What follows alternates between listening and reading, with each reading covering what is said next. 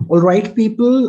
So we have Tim here with us again, and today we are going to discuss a Netflix series which I enjoyed thoroughly, Midnight Mass, Mike Flanagan's latest offering. And those of you who have been following my channel know how crazy I am about the Haunting of the Hill House, and even the Haunting of Bly Manor was not all that bad, but top favorites I think now are The Haunting of the Hill House and Midnight Mass.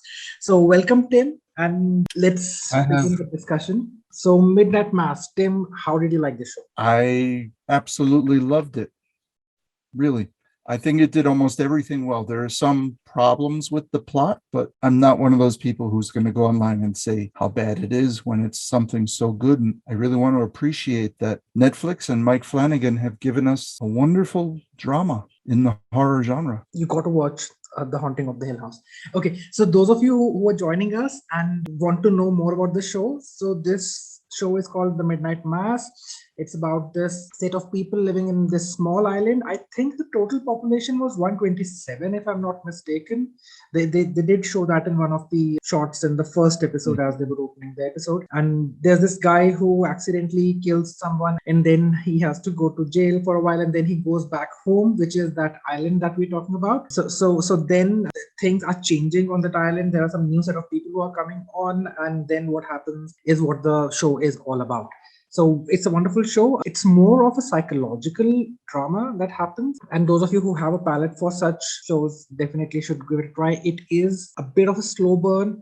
It has its own pace for the first 2 or 3 episodes. So things do take time to set up and reveal itself. And I was able to go through that very easily. It was a pleasure. It just becoming a part of the island and peeping into the lives of those people as Yeah. naturally would happen for neighbors in that neighborhood. So yes, Tim, elaborate. Oh, I thought it was, well, I already said I loved it. I think it's excellent in so many ways. Excellent as storytelling. I have many notes here in my scribbledy scribble writing. I think the one thing most people will be commenting about, and I've seen on social media negative and positive comments about this, so many of those monologue, although they're not really monologues since it's two people talking to each other, so they're all conversations. I think those were a highlight, and for me it's similar to why I loved Game of Thrones, or the early Game of Thrones television show, because they respected dialogue and they respected intelligent dialogue. That was the biggest appeal to me. I just thought it was an overall mature and intelligent horror drama. There's psychological, it's very much a supernatural horror. That it is. What I like about Mike Flanagan's work the most is it is psychological and supernatural both at the same time, which is a very rare thing to come across. Generally, it becomes too much of a supernatural ride, and then things are going in a completely Yeah. different direction, or it becomes too psychological and too heavy on that front. So there are it's very rare that we come across something which is so nicely mashed up and balanced Yeah. with both these elements. So I did go through some of the reviews, and I did look at why people were not enjoying it as much. So most of the complaints that I saw people were putting across for the show were that they were saying it's not horror. They were saying they did not get enough jump scares. There was too less of action and too much of talking, as you're saying, the monologues and the dialogues and all of that. Mm. But for me, that was the whole beauty of the thing, because I think I don't know, it's a personal thing, but how much of on screen action can you just keep enjoying? I was looking for more thoughtful Yeah. material, what they call Yes. food for thought and all of that. And this show provided that so beautifully. Yeah, yeah. I think part of the problem is that it's within the horror genre, and so many people misread what is horror. I say horror is misunderstood. That good horror is actually an insight into the human condition, the human experience. And it's maybe as good as or equal to the best of high-end literary storytelling, because horror fiction is honest. It tells you things about us humans that maybe we're too uncomfortable hearing or talking about. it's willing to go into the areas of the human psychology and soul that regular literary works and definitely popular works are afraid to go. It's just brave, courageous at its best. And it's also exciting because quality horror writing, and when I say writing, I mean print and cinema, screenwriting. Quality horror writing is also spectacular in showing us what we don't normally consider, like heaven and hell, the existence of supernatural beings, cosmic horror, and the existence of other realms. So it's just such a promising genre. It's such a good genre for the thinking person. So all this talk about, we don't like Midnight Mass because of too much talk, I think that's just looking for the wrong show for the wrong reasons. It's like the horror film Hereditary. Have you seen Hereditary? Not yet. I think I should watch it over the weekend. Well, I would say about 75% of Hereditary, this incredible horror film, is not supernatural, is not horror. It's there all throughout the film. But the great part about that movie is that it's a family drama, a family that's falling apart. So I think Midnight Mass does the same thing. But one of the things I would disagree with you is that one of the failings of Midnight Mass is that it tries to toss in too much. It tries to deal with things like the place of religion in public education, alcoholism. It tossed in, and I think ineffectively tossed in, too many other social, political ideas for people to think about. And that may have taken the focus or even confused the focus upon what I saw as the heart of the entire series, which is the philosophical idea of reason, rational man, and how reason can be used by forces of evil. And with forces of evil, I mean fascism, how reason, or the idea of rationale, can be misused and turned into something very sinister. As in this film, characters like, I believe it's Beth, the biggest supporter of the church, how she uses Bible quotes to justify the evil that's unfolding. You can use Bible quotes to justify anything. And it can be interpreted in any which way. Yeah. So I think that's the whole heart and center of this thing. How Father Paul and Beth are justifying what is basically something very sinister and death-bringing, where Christianity should be life-bringing, and justifying hate, where Christianity should be about love. Okay, I've said too much. I'm going to throw a question which probably, but I'm still going to throw. What do you think was the motivation of Beth, whatever she was doing? Why was she doing it? What was her drive and motivation? Power. So what I was not able to clearly see was she actually devoted to the religion as she claimed or not? That was a question which I'm still, wrestling with. Yeah, I think her version of the religion is sullied by power. Mm-hmm.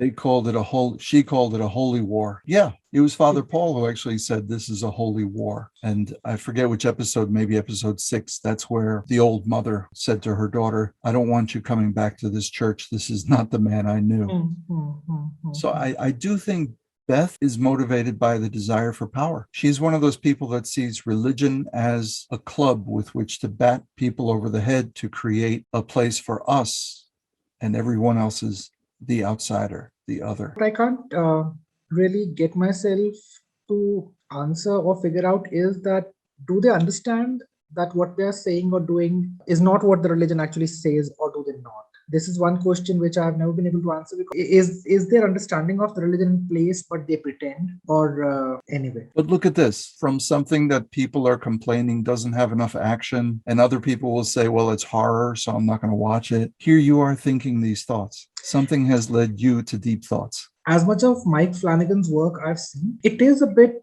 different from what we generally identify as, the outright horror, or howsoever one might want to term it as. Mike Flanagan's work will always make you think. It's thin on direct horror, what we might address as, but it does definitely make you think a lot. People do not like to think because everyone, they're busy in their own lives. They have their own set of problems. They have their own set of challenges. So, when it comes to watching television or watching films, it's supposed to be entertaining and not pushing the ideas and thoughts to make you think more. So a lot of people find that as a huge turn off. That why are you, tiring? Not tiring is not the right word, but why are you I think that exhausted? is the right word.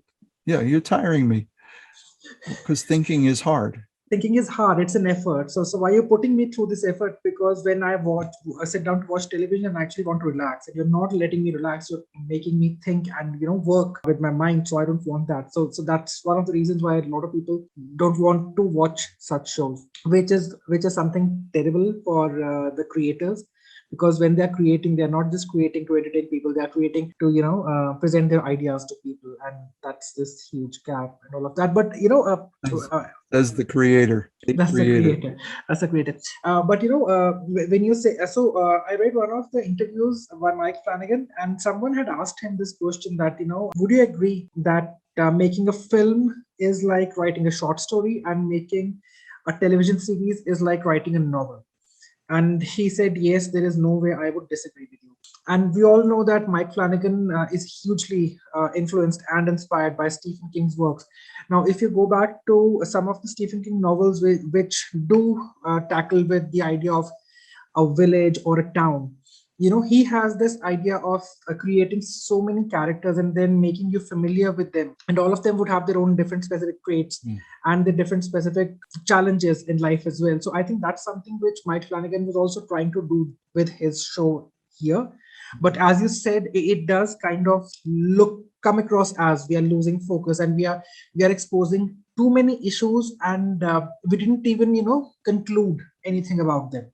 So why were they there in the first place? So probably Yeah. that's one criticism that I would probably agree with.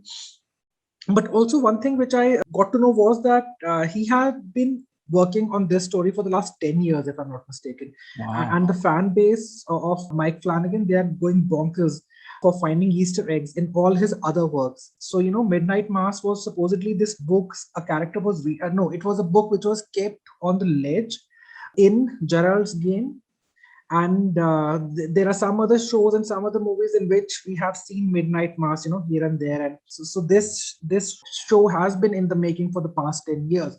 And that probably is the reason why it became so ambitious, and it was difficult to fit everything in these 10 episodes, and it came across as that we were kind of losing focus from our main discourse that we wanted to have. Maybe not losing focus, but it made it unnecessarily complex.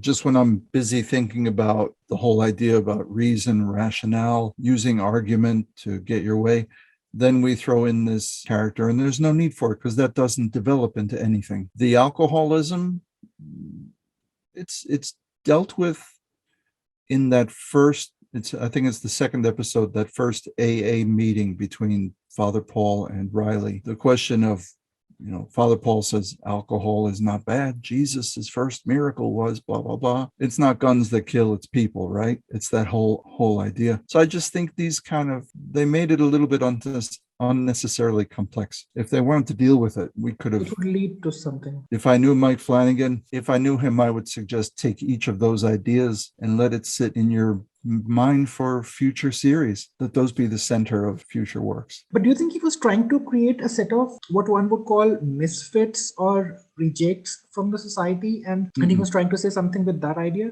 No, probably not. Of course it's possible, but I didn't see that at all. One of the things I thought is important is that except for the villains, except for Beth, many of the other important protagonists get developed, and they're not developed through flashbacks. I don't like visual flashbacks for some reason. That's my problem. But these characters got their backgrounds somewhat fattened, fleshed out, not with flashback visuals, but with conversation, with talking. So in the very first scene between Erin and Riley, when he's walking her back to her house, she says, and it's only in rewatching that I catch this, he says, "It's funny that your mother is gone." And she says something like, "It's good that my mother is gone." And then later when Erin is talking with her co-worker at the school, Beth, who is getting poisoned, Beth goes into this long thing about, "Oh, your mother used to fill up the cleaning fluid bottles with water to make it last longer." And Erin says, "It's funny you should say that, because at home my mother never left a bottle empty." or couldn't leave a bottle empty, meaning her mother was a drinker. And then at the picnic, the community picnic, Erin comes out and tells about, my mother used to gather these tickets for the fair, the coupons. And she would ask everybody for their coupon, and then she would get all the bottles of whiskey and go home at night and finish them. So it's through things like this that we get to know these characters. And whether or not we like them or not is irrelevant, because the screenwriter, Flanagan, he did such a good job of developing these characters. When I watched the show, I wasn't aware about the idea of the vampires. So my whole perception of the show was without the injection of this thought that this show is going to be about vampires. So how I was reading what is happening was that these set of people, they believe that this being who is helping them with his own blood, he is a fallen angel, and he has come back to help the people. And that's how the people are looking at this being. They're identifying him as a fallen angel. So but then that was basically not the case. So they had misidentified him as something else, and then the whole thing goes out of control, and then we know what happens. So what I saw it as, at times we misinterpret religion, and this is how he was trying to push this whole idea that so at times things are just right in front of you, and still in the name of religion you start perceiving it as something which it is absolutely not. So what do you think? Because a lot of people don't accept this. They say that it wasn't, they were trying to portray a vampire and not an angel. Why I am saying this is because traditionally vampires don't have wings. So this being does have wings. Okay, except that in Bram Stoker's Dracula, Count Dracula could turn into a bat. Yes, so it was a shapeshifter. But again, here we did not have a shapeshifter. True. And more of a demon-like figure than an angel. But you could see how, to an old man, Monsignor, who has become youthful and can recognize how he had faded into his old age, you could see that the gift of the return of strength could be interpreted as a blessing. Yeah. So and when the vampire comes into the church wearing the priestly garments, so believable. It could be perceived as angelic. It's just, I think it's really Western culture from the Renaissance, medieval Europe, that gave us the idea that angels have wings with feathers. That was something which I think was very interesting, and that's probably the reason why they wanted to steer away, because I saw a lot of interviews and I saw a lot of articles in which they said that Netflix is kind of spoiling this show because it's categorizing it with other vampire shows, and Mike Flanagan very clearly wanted to stay clear from that V word, but somehow Netflix itself is giving out spoilers, and that's how it's spoiling the show and all of that. So I had no idea where it was going. I saw the first 2 episodes, and then I hit the spoiler by accident. I saw the word vampire. Oh! It was over. But you don't know where the vampire will come from. No, you can put things together. That's the vampire. Okay. Well, from the very first episode, when the young teenage boys are on that little island of the island, and the one boy with his flashlight sees something, and we see sparkly eyes. You got to think vampire, but I didn't see it. I did not automatically interpret that, because the scene of development moved quickly to the church, and then I think the miracle happened at the end of the 2nd episode. Yes. And that's when I thought, okay, this could be anything, and I want to know what. The whole treatment, like how he very slowly revealed that monster, like just the eyes first, and then the dark shadow, and then the way he was slowly revealed was first the eyes, first episode, 2nd episode, the bird's eye view flying over the town, and then the 3rd reveal, besides the cats, there's something that catches a cat. Again, that could be anything. Yeah. But then the 4th reveal was the voice. Hello, who's in there? That repetition of voice, frightening. And then finally we have a visual reveal. Yeah.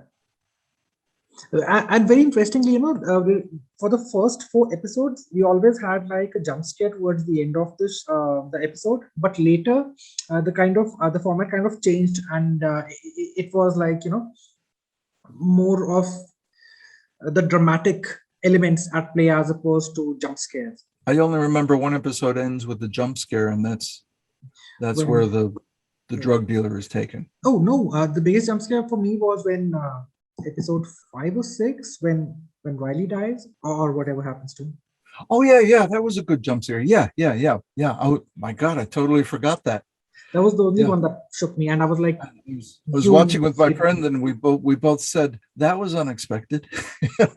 I was like, you just didn't kill him. Kill Riley. Yeah. You didn't. But one thing which is very striking about Mike Flanagan's work throughout is his visual treatment and the imagery that he develops. It is so beautiful, from the color palette to the materials that he uses to the use of light and everything. It is so magnificent. What I was amazed by was let me see, I think it's the second episode, we have the AA meeting on the island, just between Father Paul and Riley. And I still haven't figured out why they did that, but the camera work, when they both sit down in the meeting and Father Paul says, well, this is awkward. I never thought what an AA meeting would be like with just two people. Both of the characters are centered in the center of the screen. Then when they begin their discussion and Riley starts to criticize the very idea that the Father himself uses to justify suffering, which is suffering makes you stronger. God puts you through punishment or suffering to make you better. And Riley argues against this. In the screen, Riley, okay, these are my hands. My hands are the screen. Riley is on one side, and there's blank space of the room. And then when Father Paul talks, he's on the other side, and there's blank space. And they keep doing that. It's almost like a documentary film. But then in another subsequent episode, Joe joins them in the Alcoholics Anonymous meeting, and you have 3 people with Joe in the center. And then later on, when Joe is out of the picture and it's just Riley and Father Paul again, I believe then both of those men are in the center. And we don't go back to that opposition. We never do that again. So I don't know what's the reason for those visual choices. What I saw was that in the beginning, there was a complete rejection for Father Paul by Riley. Yeah. So, but it was just slowly and towards the end that he actually started to understand and come in line with thoughts. So so that can be just one of the reasons why they would have that. I don't know. I'm just guessing. And what a powerful development of Riley's transformation. Father Paul, and visually, I didn't see Father Paul kill Joe. I didn't see Father Paul kill Joe. I saw Joe die by accident, and Father Paul found pleasure in that. And in their final AA meeting, Father Paul says, I killed Joe. How does that make you feel? Disgusted. We promised each other honesty. How does it make you feel? Angry. Total honesty here. How does it make you feel? Jealous. Wow. What a change, what a revelation, just a powerful transformation, and the use of dialogue to display how much Riley, this great compassionate creature, has changed just by becoming a vampire. Incredible dialogue writing throughout. If people know about the presence of someone, they will talk and correspond and communicate very differently. If they know that there's no one and they're not under surveillance from any which point of view, they will talk very differently. Now this very scene, Father Paul was asking whatever he was asking, but if there was any chance that Riley would have known that there is a possibility someone can be listening to this, he would have never revealed what he did. So it's the isolation. It's the isolation that really brings what is inside you outside. Otherwise, the presence of others will always keep suppressing your internal ideas, and it'll just stay inside. Yeah. I guess that was one of the powerful things about using the AA meeting as the site and say things that they would not feel comfortable saying in another space.